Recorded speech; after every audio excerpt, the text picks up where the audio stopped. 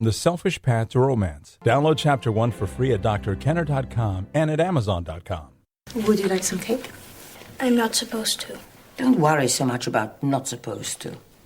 Live a little. And that's from the movie Chocolat, a fabulous movie. And think about your own childhood. Were there times, or did you have a mother or a father or maybe a grandmother who just tried to put you in a straitjacket? It was like the straitjacket view of life. You couldn't breathe. You always had to watch, am I sitting properly? Am I chewing properly? Am I eating properly? Well, how do you parent? How do you not make the mistake of putting your kids in a straitjacket and not make the opposite mistake either of being hands-off and, my kids can do whatever they want, and really being parents who are relatively indifferent to your kids. You just let them do whatever they want. With me today is Cornelia Lockitch, and she has her master's in education, and she's been a Montessori teacher for 10 years. Her specialty is with preschoolers and toddlers. But listen up, because the principles that she talks about with preschoolers or toddlers, you can apply to older kids, and you will even be able to apply to maybe your spouse and other people in your life.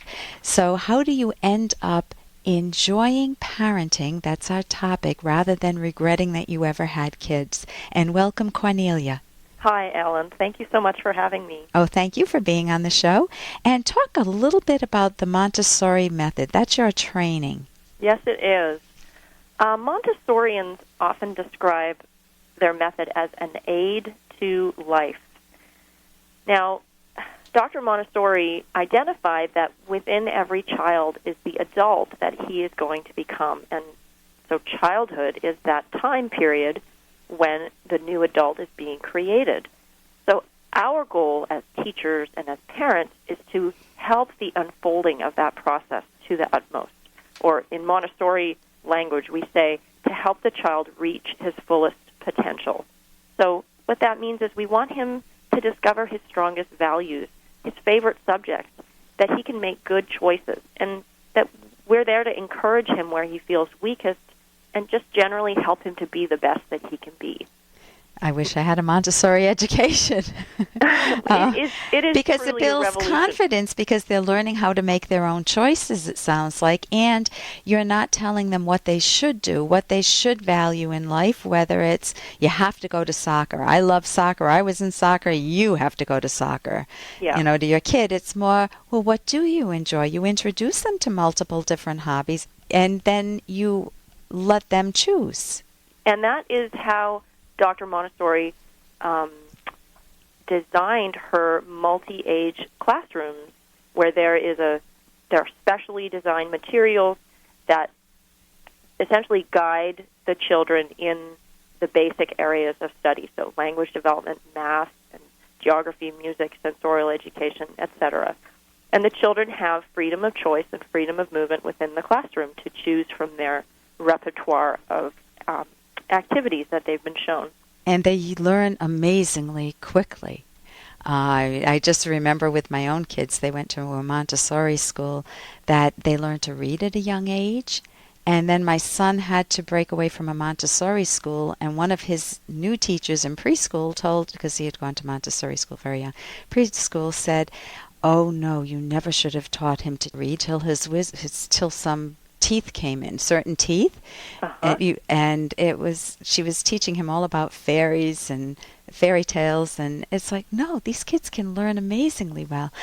You are now a parenting coach, and you have a website that's where you have 3 simple child management secrets that Montessori teachers know. You're a Montessori teacher, and no parent should be without. And your website's www.guideyourchild.com. What are 1 or 2 ways, Cornelia, that you benefited from the Montessori method with your own child, with your own daughter? In many ways, it surprised me when I was a new mom how much my Montessori background guided me. And even when my daughter was an infant, I felt like the discoveries that I had and the understanding I had from Montessori guided me in understanding her better. For example, Dr. Montessori identified sensitive periods in a child's life. These are times when a child focuses on a certain skill almost to the exclusion of all others. So when, for example, my child started to wake up 7 times a night because she discovered how to stand up in her crib, it became easier to understand, not less tiring to deal with, of course, but reasonable and almost reasonable and even admirable, because you can see the determination in her and the drive to grow and improve and expand her sphere of influence in her life.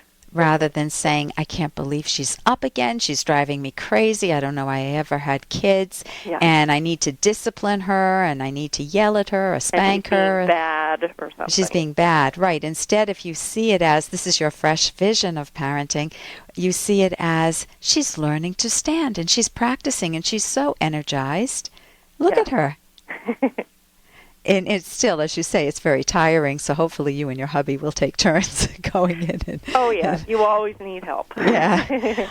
So tell me, why can't you just go by gut feelings as a parent? Hey, I got to interrupt this because we've got to pay some bills. 30 seconds, that's it. A very quick ad, and then Ellen will be back. Romance. Ugh, I wish guys knew more about what we want from a relationship.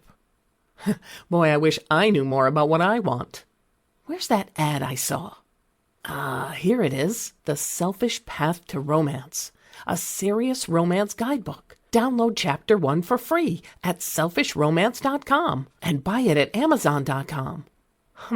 The Selfish Path to Romance. That is interesting. Tell me, why can't you just go by gut feelings as a parent? Well, going by gut feelings really leaves you without in a way, without anything up your sleeve to help you in those times of frustration and to help you read your child. Those young kids, before they're verbal especially, can be very hard to understand, and it's full of misinterpretation that I think gets parents into conflicts that are otherwise avoidable. Right. I've heard parents say to me, you know, my toddler is just like my ex. Awful. And how can your toddler be just like your ex? They're developing their own mind, they don't even know about horseback riding or other values in life. And you're saying that they're a bad person just like your ex. So we project onto kids, you know, or my son's turning out just like my father was. Right. And they're what? They're 1 year old? Yes, exactly. Yeah. Or, you know, he never listens to me when he brings things in the house from outside to show you that he's not supposed to bring in. So instead of my idea is instead of approaching that from he never listens to me, which just leads to a reaction, and instead I guide parents to stop, observe, take a little time to think about and assess what is he really doing? Is he collecting things for some reason? Is he showing you something special he found outside? What's going on? So it's tuning into your child much more. Listen, we're down to the last minute.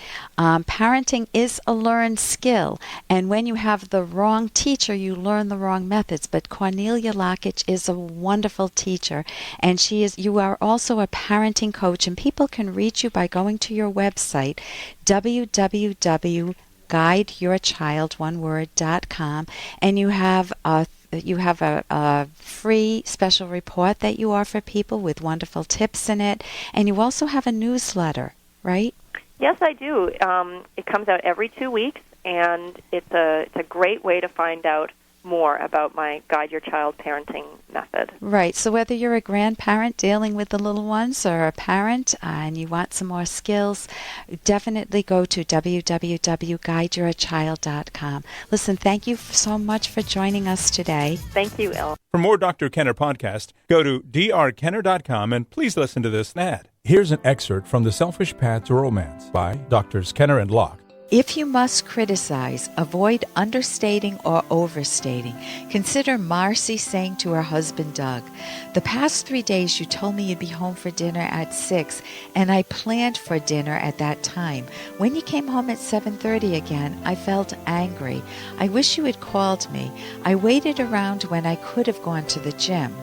Doug might then say, "I'm very sorry I didn't call. I really welcome your meals after my hectic days.